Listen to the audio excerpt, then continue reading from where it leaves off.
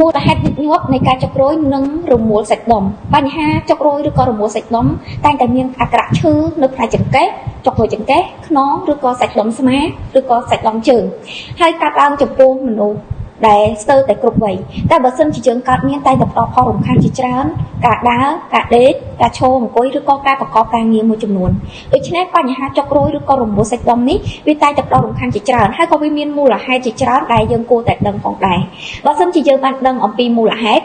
នៃការកកើតយើងក៏បានដឹងនៅពីវិធីនៃការការពារឬក៏ការថែទាំសុខភាពឲ្យជៀសផុតពីបញ្ហានេះផងដែរចំពោះមូលហេតុនៃការចុករយឬក៏រមួលទៅនឹងសាច់ដុំនេះមានមូលហេតុជាច្រើនទី1ដោយសារតែការលេងកីឡាទី2ដោយសារតែការរដួលឬក៏ការរបួសទៅនឹងសាច់ដុំ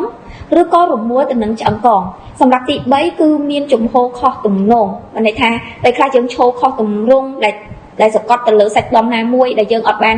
ប្រុងប្រយ័ត្នក៏ធ្វើយើងមានបញ្ហារមួលឬក៏ចុករយទៅនឹងសាច់ដុំនេះផងដែរសម្រាប់ទី2ទី3គឺតកតងមួយការលើករបស់របរធ្ងន់ក៏ជាបញ្ហាសម្រាប់ចំណុចបន្ទាប់គឺដោយសារតែការធ្វើចលនាទាំងបង្ខំយើងធ្វើការងារឬក៏ធ្វើចលនាមួយគឺយើងធ្វើបង្ខំអត់តាមស្រួលឬក៏អត់ប្រុងប្រៀបស្រួលសាច់ដុំមុននឹងធ្វើចលនាទាំងនោះឧទាហរណ៍ដូចពេលដែលយើងទៅហាត់ប្រាណមុននឹងការលើកដុំដៃឬក៏ហាត់ប្រាណបែបធ្ងន់គឺយើងត្រូវការសម្រួលសាច់ដុំជាមុនដូច្នេះមូលហេតុទាំងនេះក៏ជា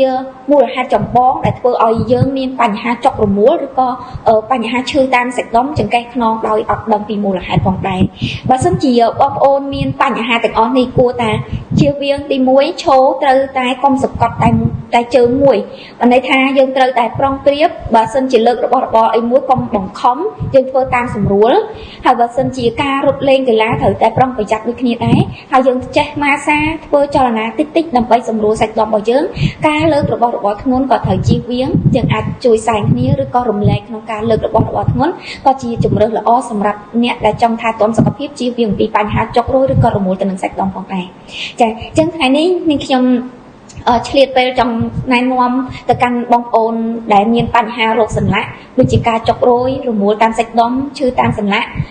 រលាកផ្ទៃសន្លាក់ឡើងក្រហមឡើងពកឡើងដុំនៅតាមផ្ទៃសន្លាក់អាចជ្រើសរើសជាមួយនឹងផលិតផលវីហូបក្នុងការថែទាំសុខភាពឬក៏ដើម្បីសម្រួលរាល់បញ្ហាឈឺចុកចាប់តាមសន្លាក់នេះបានចា៎នេះខ្ញុំមានការចែករំលែកប៉ុណ្នេះចា៎សូមអរគុណនិងសូមគោរពលា